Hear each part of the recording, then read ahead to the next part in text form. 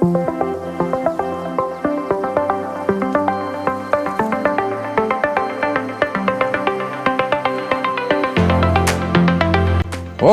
yes, nizere ko abakunzi ba Sport of Show mugiye muherereye mumeze neza cyane, Imana iri kugenda ibana namwe mu buzima bwa buri munsi.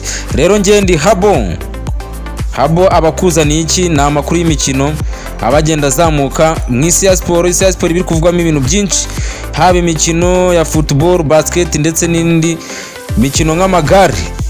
Ibi bihari cyane, ariko mbere yuko tubinyuramo banza ukore subscribe cyangwa se icyo nagusaba no gukora comment ndetse n'ibindi nkabyo kugira ngo cyane ikomeze kugenda izamuka n'amakuru agiye akugeraho ku gihe.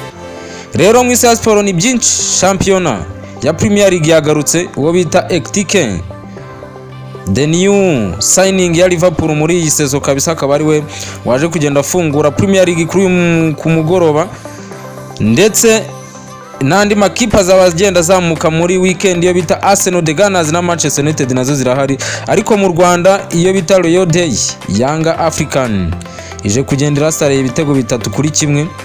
Leo sinzi nimba Singida irabasha kuyiva imbere nyuma yuko ekipe igenda ihangana na Singida yikubite hano mu Rwanda.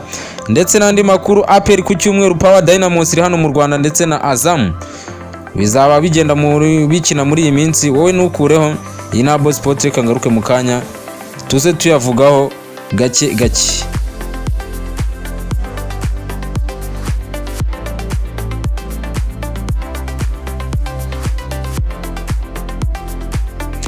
Yes, reka tugaruke rero mu makuru asa nk'aharambuye, ariko izi ngizi nakubwira ko ziba ari nk'incamake cyangwa se sport update, amakuru abagenda agezweho.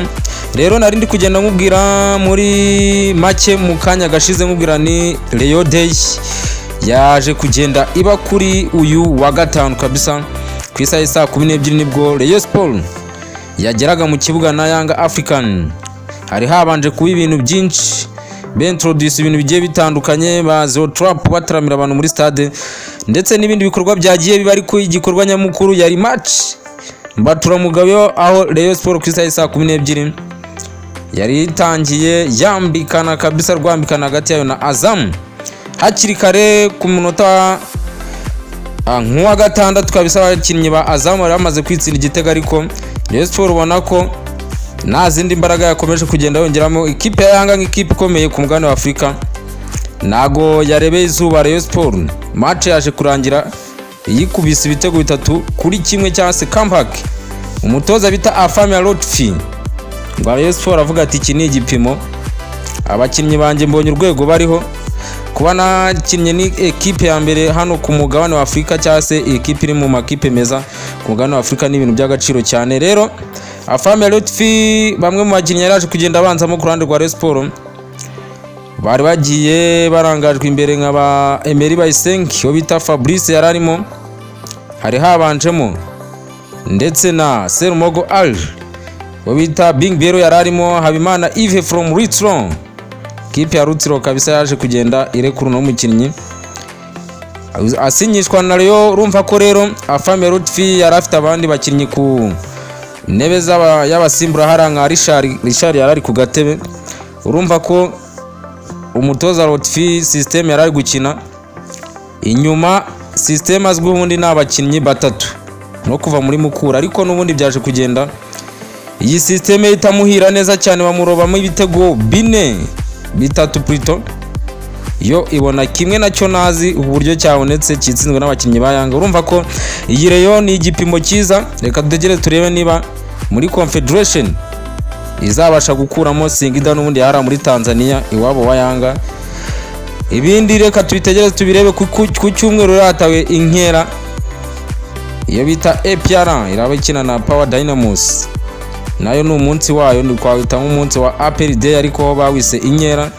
Ndetse n'irindi rushanwa APR iri kugenda itegura rizaba rikinwa mu cyumweru gitaha, aho ekipe ya Azam izaba iri muri iryo rushanwa, iyo bita Police nayo izaba ihari. Urumva ko APR imyiteguriza bemereye nabi cyane ku cyumweru. Rero reka turebe niba Stade Amahoro abafana ba APR nabo bayuzuza. Narindi kugenda nkubwira ni ekipe basketball ije kugenda itsindwa na LDC mu kanya gashize muri Afro Basket. Ekipe yacu ubona ko no muri match ibanza yari yaje kugenda yitsindwa, rero LDC naje kugenda yitsinda ku kinyuranyo cy'amanota 7 kuri uyu mugoroba washize. Rero Premier League yakomeza go bita Ugo Ektikin afungura Premier League ku gitego cye cya mbere cyo muri Premier League, ariko mbibutsa ko muri match ya Community Shield muri weekend ishize nubundi muri ibitego 2 kuri 2 byari baje kugenda banganya na Crystal Palace, yari afitemo igitego nubwo Crystal Palace yatwaye kira gikombe itsinze kuri penalty. Turumva ko rero uyu musore mushyashya wa Liverpool ibintu ari kugenda bikora neza cyane. Siyo match rero navuga kuri wa gatandatu ekipe ya Manchester City ku isaha saa 12 irabiri gukina na Wolverhampton, ariko ku isaha saa 7 barabanje akamatch karyoshye cyane iyo bita Aston Villa iraba iri gukina na Newcastle United. Ku cyumweru ni wari match ikomeye navuga abantu benshi bategereje. The Gunners ndetse n'amashitani atukura ya Manchester United nabo bazaba bakina ku isaha y'isa 11 ngira ngo. Urumva ko rero Premier League yagarutse ndetse n'izindi champion zahara ku mugabane w'Iburayi abakunzi bazo bameze neza cyane. Rero ku cyumweru nukureba uwo bita Ruben Amorim we na Mikel Arteta n'indi uratangira champion yitwara neza cyane, nukubitega amaso tukabireba. Iyi ni Habo Sport Official, uzajya ugenda ubona amakuru ya buri munsi azamukaho, ubundi umenye mu isi ya sport haba hari kuvugwa mwiki isaha ku yindi. Rero reka mbashimire mwe mwese twari turi kumwe, amakuru y'imikino hano kuri Habo Sport ni buri munsi. Ciao ciao.